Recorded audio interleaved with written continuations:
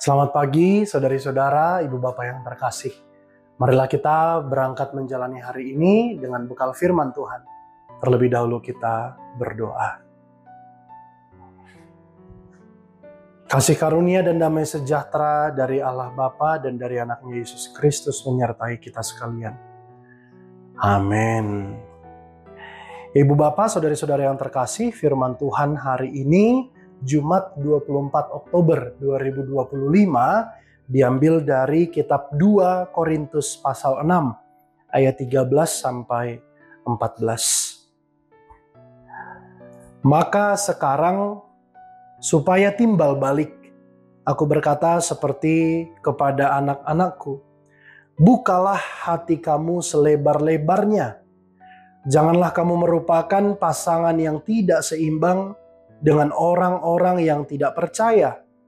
Sebab persamaan apakah terdapat antara kebenaran dan kedurhakaan?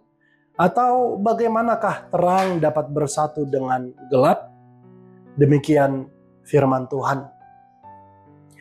Saudari-saudara terkasih dalam Kristus Yesus, dari pengalaman kita mendengar khotbah-khotbah mimbar memakai ayat ini, selalu atau bahkan sering kali kita dengar ayat ini sebagai motivasi untuk jangan menikah beda agama.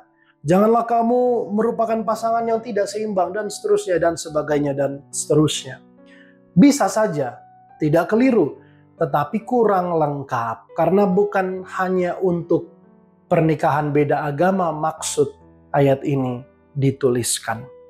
Rasul Paulus sebetulnya sedang mengingatkan orang-orang Korintus di sini agar gak serta-merta bersatu padu dengan para pengajar sesat, bersekutu dengan orang-orang yang berasal dari agama pagan.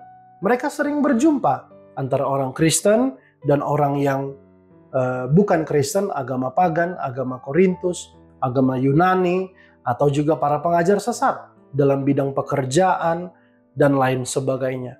Oleh karena itu pesan Paulus agar orang-orang Kristen yang tinggal di kota Korintus itu sadar agar mereka mau terdorong untuk hidup menjadi saksi Kristus yang murni. Lantas pesan firman bagi kita saat ini apa, ibu bapak saudari-saudara? Kita tentu diperbolehkan berteman dengan yang beda agama. Kita boleh membantu saat teman beda agama butuh topangan. Gak salah juga punya teman kantor, kolega yang akrab, saling terbuka, canda tawa, walaupun mereka berbeda agama. Atau boleh juga kita menghargai, menghormati ritus keagamaan rekan-rekan kita yang berasal dari beda agama. Tetapi intinya persekutuan, perjumpaan kita dengan mereka tidak serta-merta membuat kita menjadi mengganti keyakinan, memeluk agama lain dan meninggalkan Kristus. Marilah tetap bertahan menjadi saksi Kristus yang murni. Marilah tetap menyaksikan, mempersaksikan hidup, cerita, dan karya Yesus Kristus dalam hidup kita masing-masing. Amin, kita berdoa. Bapa di surga, terima kasih atas firman-Mu hari ini. Engkau bekali kami, agar kami tidak serta-merta meninggalkan Kristus meskipun kami banyak berinteraksi dengan rekan-rekan kami yang beda agama.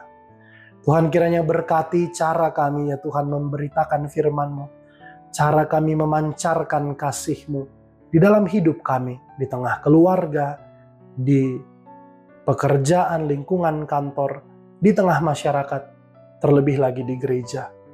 Terima kasih Tuhan, dalam Kristus kami telah berdoa dan mengucap syukur. Amin.